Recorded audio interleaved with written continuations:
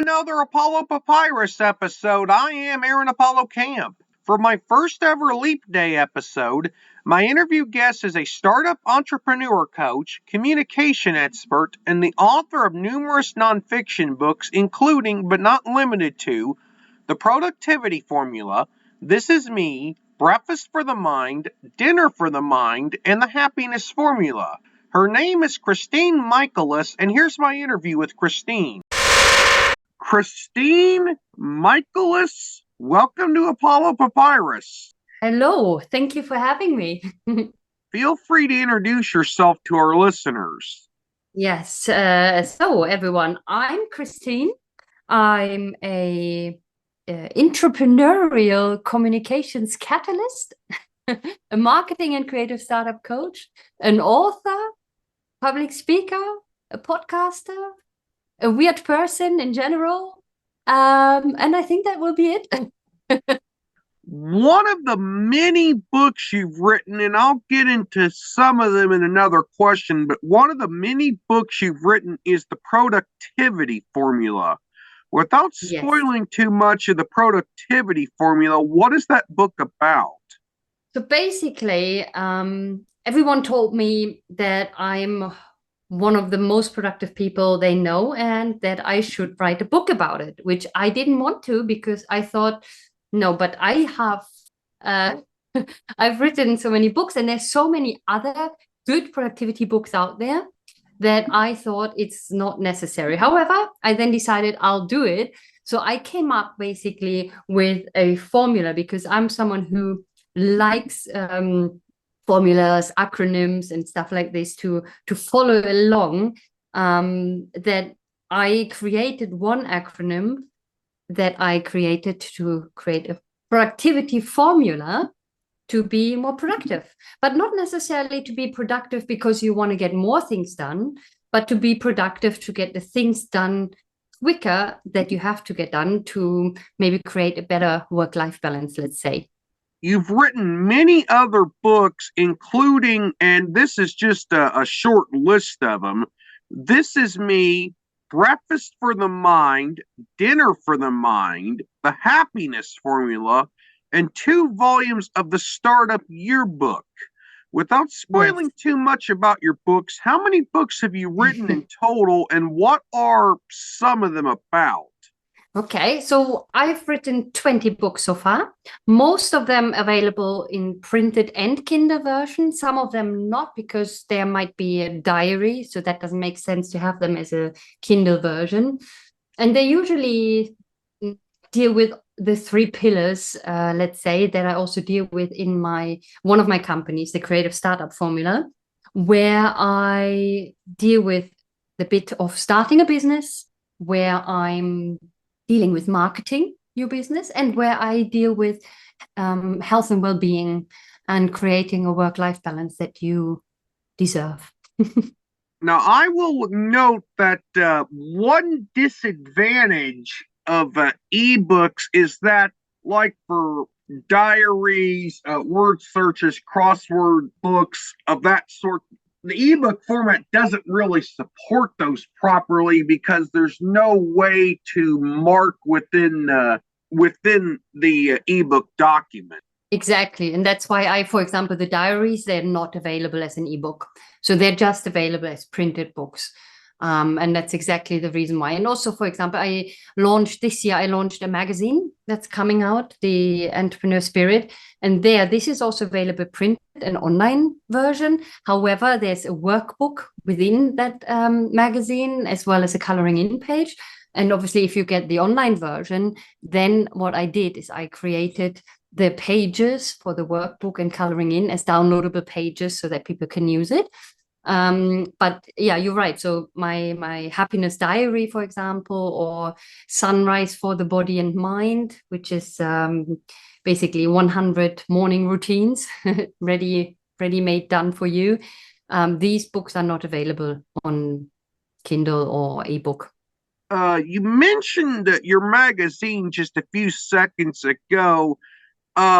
Could you tell us a little bit more about what your magazine is about? Yes, sure. So my world where I'm where I'm basically the world I'm working in is the entrepreneurship world with my Creative Startup Academy, or the entrepreneurial world within big companies.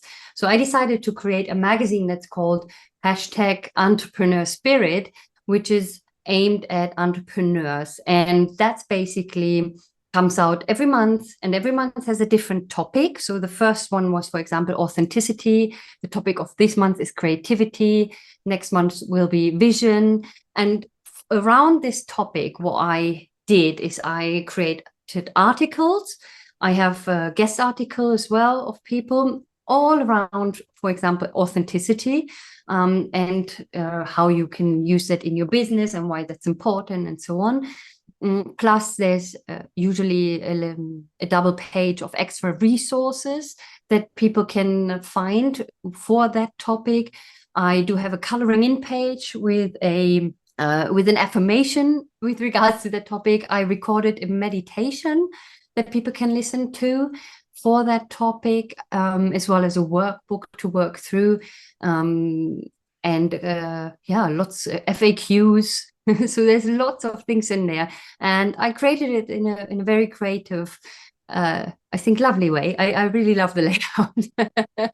And I got really great feedback that people say they haven't seen a magazine that's like that. So I like that. So it's really to support you in your entrepreneurial journey and understand and work your way through the topic of the month if you want so. If you have a typical writing routine, what is that like for you? And what is the primary language you write in? I write in English. That's so I'm German. So my mother tongue is German, but I have left Germany over 14 years ago, and I have lived in the UK for 10 of those. At the moment, I'm based in Italy, so I'm more confident, let's say, to write in English. So all my books are written in English, and some of the books are also written in other languages, such as German or Italian, for example. But it's English is my writing language. And then I do have a really specific process I go through when I write a book. I don't know if you want me to explore that a bit more, how I actually write books. I mean, go ahead. Yeah. Okay. So I come up with a topic that I have in my mind, and I do have many more that I want to publish. Because once you've written one, you have another idea, and then you have another idea, and you have another idea. So what I do is I grab that topic. So I don't come up with the title necessarily. I think there was only one or two books where I already had the title before I started writing it, but usually the title comes after I've written the book. And then what I do is I have 3 different colors of Post-it notes, and on one of the colors I write the names of the chapters, and these are all working titles, not the final ones. But so what will the chapters be about? Or maybe the sections, it depends. So if we're talking about the productivity formula that we mentioned, I know that I will have an introduction. I know I will have why I wrote this book and what you can expect. Then you have the acronym output. So you have 6 chapters, 1 per letter, basically, that deals with certain things. So that I will put on one Post-it note, one kind of section. And then on another colored Post-it note underneath, I write basically the headlines of the paragraphs that will be in that section. And then I have another colored Post-it note underneath the headline where I put in bullet points what I want to say in that paragraph. And then I put that all up on a wall, and usually I have a whole wall full of Post-it notes, very colorful. And what I like about this is I can then step back and look at it and move the Post-it notes around and see also if I maybe want to write something in one that I also mention in the other. So there's no point mentioning things twice in a book. And this way I can eliminate this doubling up of information and move things around. And once I've done that for the entire book, basically, I then put numbers on them. And then I put that all together in one pile. And I used to write a lot before COVID. I used to fly a lot. And I used to write on the plane a lot. So what I do still, also not traveling, but maybe even when I write a book, I then take that pile of post-it notes, take the first post-it note, put that on my screen of my laptop and start writing. And then I take the next post-it note and then the next until I'm done with all the post-it notes. And that's basically how my first draft will always be done fairly quickly because of that process. What? Okay, I'm gonna because I was gonna ask you I'll go ahead and actually ask you this question. What are the easiest and most difficult parts of writing a book for you? So the easiest is come up with a structure. The most difficult one is if I have to do, it's not difficult, but it's just taking longer, no? Because some books I have everything in my head and I don't need to do any research or anything like that. But for example, the happiness formula, it took me 4 years to write because I did a lot of research. I became a certified happiness facilitator. I wrote all kind of books. I did online courses on health and well-being and happiness and things like that to really get a good overview what's out there, what's the background scientifically, what's happening in your body, which things make you happy, which things don't make you happy, but all backed up by studies or science. So that was a very interesting journey, but different to most of the other books where I just came up with the content because it was in my head. Are all your books self-published, traditionally published, or published via hybrid press, or do you use different publishing methods for your books? They're all self-published. Okay. I'll move on to the next question. You run the Creative Startup Academy, which includes an online course. What is the Creative Startup Academy and how does the online course work? Okay, so the Creative Startup Academy is an academy, which is a membership-based site, basically, where you can sign up. There's a free version, there's a paid version. And within that academy, which is usually solopreneurs, let's say, that have a service that they're selling, and they're in the first 3 years of their business journey. Those people typically join that academy. And what you get is a community, online courses. So there's actually, I think I have 6 or 7 online courses in there already, plus 7-day challenges. You get the magazine, the online magazine subscription included in there as well. You get how-to guides, you get templates for all kind of things that you might need for your business. And then, so that these are the resources that you have access to 24/7. In addition to that, I go live every week. And that might be for a mastermind session with the members or a Q&A session, a webinar because we have a topic of the month, or online co-working. And then you also have a community back end, basically, where you can connect with other people, ask questions and things like that. And I have also there the 3 pillars, similar to the books, where I work with them on starting the business, to get a bit more clarity, to know what's next, to get more productive, all of these things. Plus the marketing bits. So, and I focus on low and no cost marketing.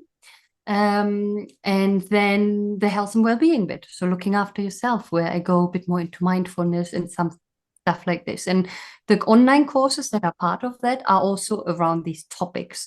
So, there's a book that's called The Startup Formula. That's also an online course. There's a book that's called Marketing Formula. That's also an online course. I have a course on mindfulness. Productivity Formula is actually also the online course in there. There's one course about setting and achieving business goals. There's all kind of things in there as resources. How important is effective communication in getting and serving in leadership roles and in other roles in life?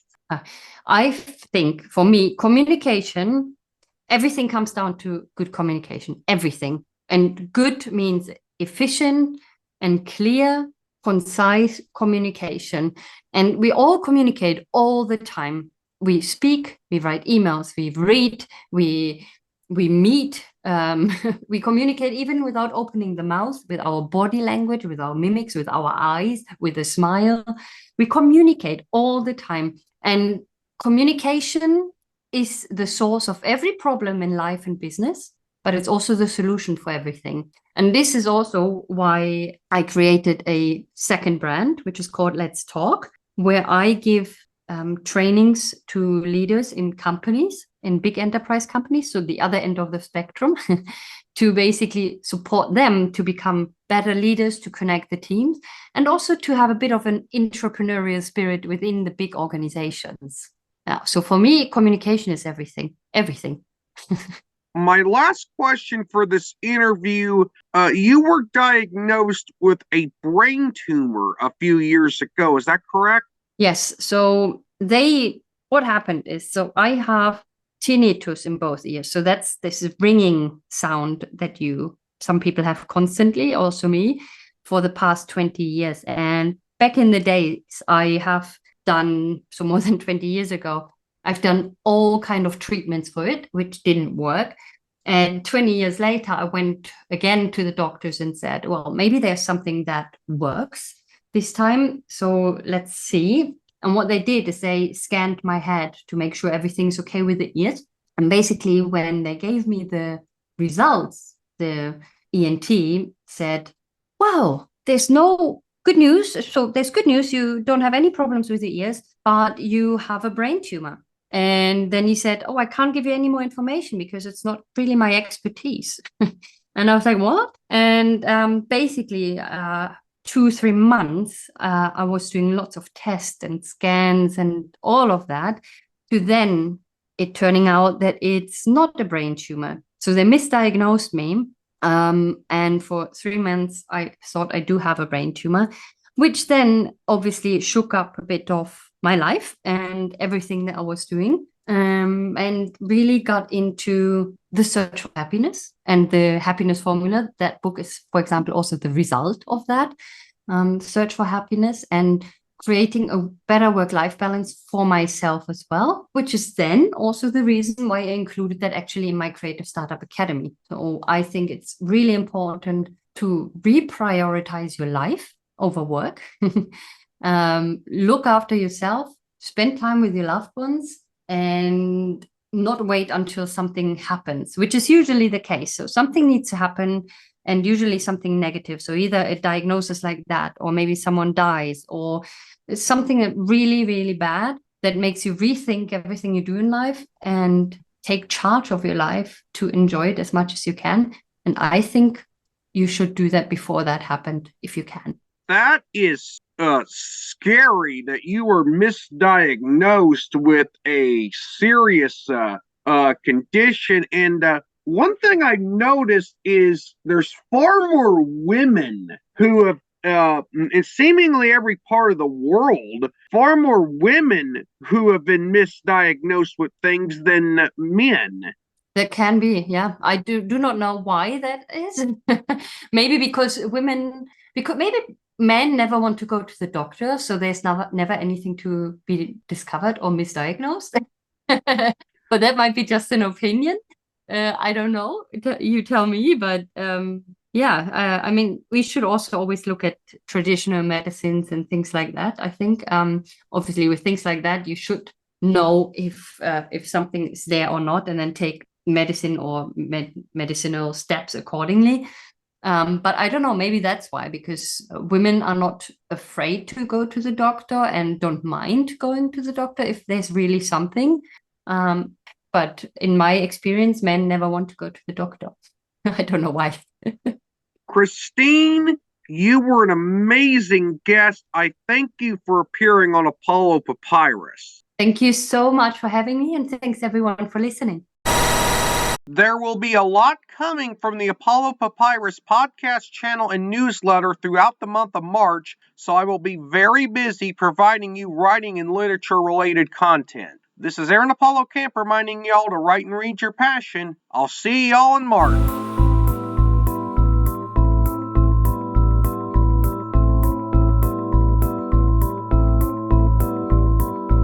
Remember to subscribe to the Apollo Papyrus YouTube channel at www.youtube.com/@ApolloPapyrus and the Apollo Papyrus Substack newsletter at apollopapyrus.substack.com. Y'all can visit the Apollo Papyrus website at campaaronapollo.wixsite.com/Apollo Papyrus and follow Apollo Papyrus on Threads, Instagram, Facebook, and Tumblr at Apollo Papyrus. Copyright 2024, Aaron Apollo Camp, all rights reserved. This podcast episode is intended for the private listening of our audience. Any reuse or retransmission of this episode without the express written consent of the podcast host is prohibited, except under fair use guidelines. Royalty-free music and sound effects obtained from https://www.zapsplat.com.